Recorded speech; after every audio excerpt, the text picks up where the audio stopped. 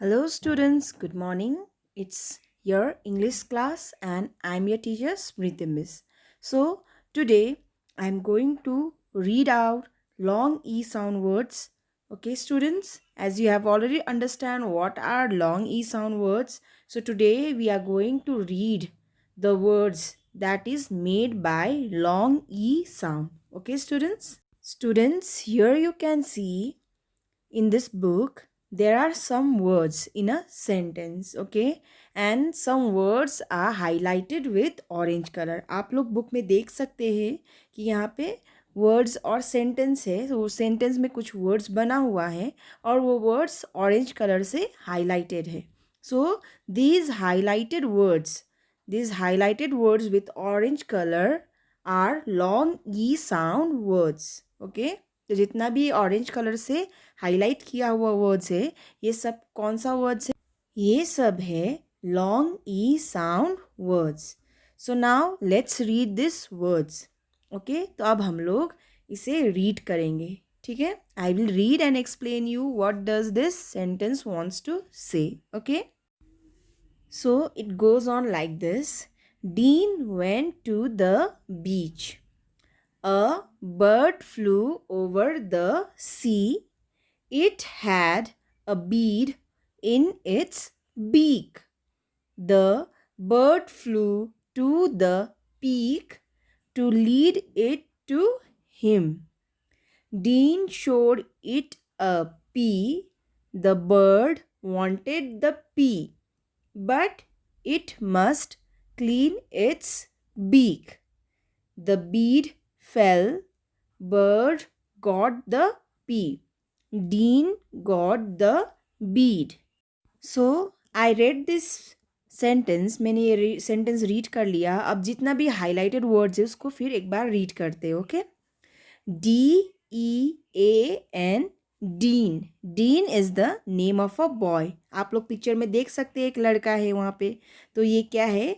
Dean है, ये इसका नाम है. Okay, then another word is BEACH, बीच. बीच मैंने पहले आप लोग को बताया, बीच मतलब किनारा, नदी का या समुद्र का किनारा को बोला जाता है beach.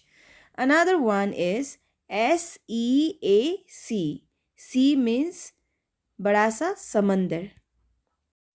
Another word is BEAD, bead. Bead मतलब क्या है? जैसे मोती वगैरह होता है ना, जो माला वगैरह बनता है, उसका एक मोती जैसा पर्ल जैसा होता है, उसको बोला जाता है बीड. BEAK, beak. बीक मतलब चोंच. PEAK, peak. पीक मतलब कोई भी, जैसे कि माउंटेन्स वगैरह होता है, उसको चोटी को बोला जाता है पीक. LEAD, lead.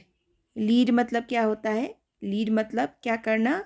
आगे बढ़ना, किसी को रास्ता दिखाना, आगे बढ़ के रास्ता दिखाना. Okay, then another is again DEAN, Dean. As I said, it is the name of a boy. Another word is PEAP.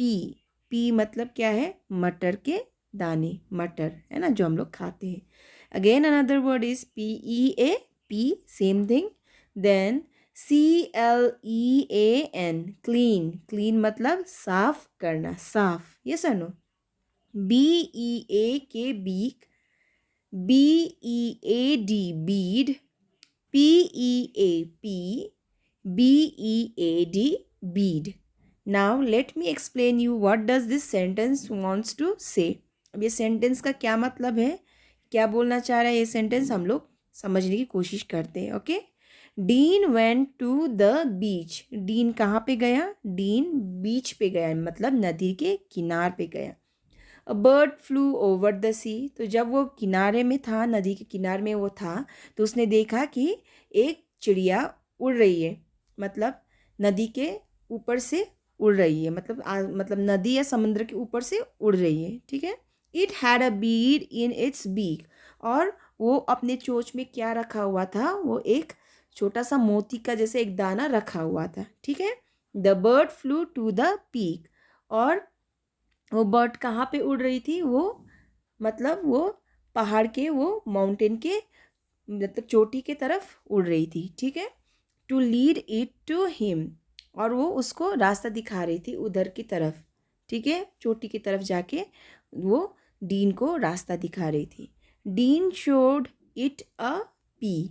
अब जब वो बर्ड या चिड़िया वो उड़ रही थी चोटी की तरफ, तो डीन ने उसको क्या दिखाया, एक मटर का दाना दिखा दिया, ठीक है।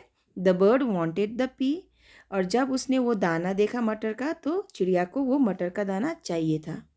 But it must clean its beak, लेकिन वो मटर का दाना कैसे लेती, क्योंकि उसके चोंच में तो एक मोती का दाना था, है ना। तो उसने क्या सोचा, लेकिन उसको वो मटर लेने से पहले उसको अपना चोंच खाली करना पड़ेगा, मतलब क्लीन करना पड़ेगा, है ना। द बीड फेल, तो उसने क्या कर दिया, वो मोती को नीचे गिरा दिया। बर्ड गॉट द पी, उसके बाद डीन ने उसको वो मटर दे दिया, and dean got the Beed, और डीन को क्या मिल गया, वो मोती मिल गया। इस तरह से डीन ने चिड़िया को मटर दे दिया, और चिड़िया ने बदले में डीन को क्या दिया, वो मोती दे दिया। Students, now let us see the sight words. अब हम लोग साइट वर्ड्स क्या है वो समझेंगे।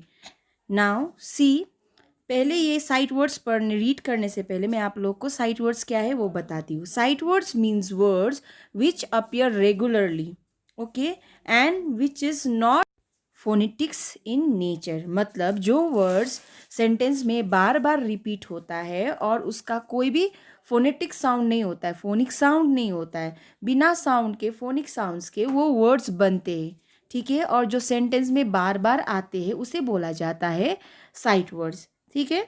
तो ये सेंटेंस जब भी हम लोगों ने रीड किया, वहाँ पे साइट वर्ड्स क्या क्या है, यहाँ पे 4 साइट वर्ड्स दिया गया है, जैसे कि over, I N in, I T it, G O T got, ये है साइट वर्ड्स, ठीक है। कोई कोई साइट वर्ड्स फोनेटिक साउंड्स का भी होता है, but this sight words mostly they are irregular phonetic words, ठीक है।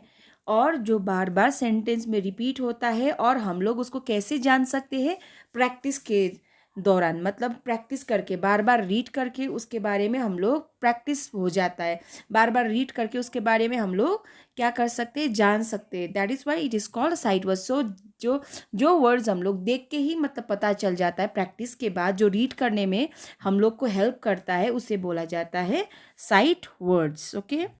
Now let's see new words. अब यहाँ पे कुछ न्यू वर्ड्स भी दिया गया है जो सेंटेंस में इंक्लूडेड है। जो हम लोगों ने सेंटेंस पढ़ा तो उसमें क्या है, न्यू वर्ड्स भी दिया गया है। तो आइए हम लोग न्यू वर्ड्स भी पढ़ लेते हैं, जो नए नए शब्द वो सेंटेंस में हम लोग को देखने को मिला।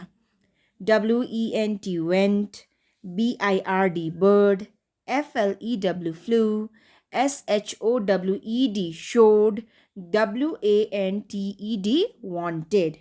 तो ये था हम लोग का न्यू वर्ड्स, मतलब नए शब्द जो हम लोगों को इस सेंटेंस में देखने को मिला। Now let's see phonic words. Phonic words मतलब क्या है, फोनिक वर्ड्स का मतलब साउंड वर्ड्स है ना।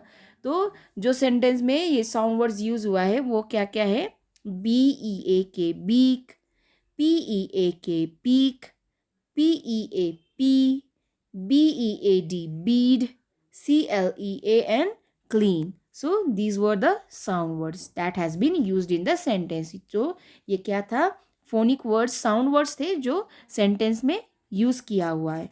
So students, I hope you all have understood the meaning of sight words, new words, phonic words, and I hope you all understood how to read the sentence.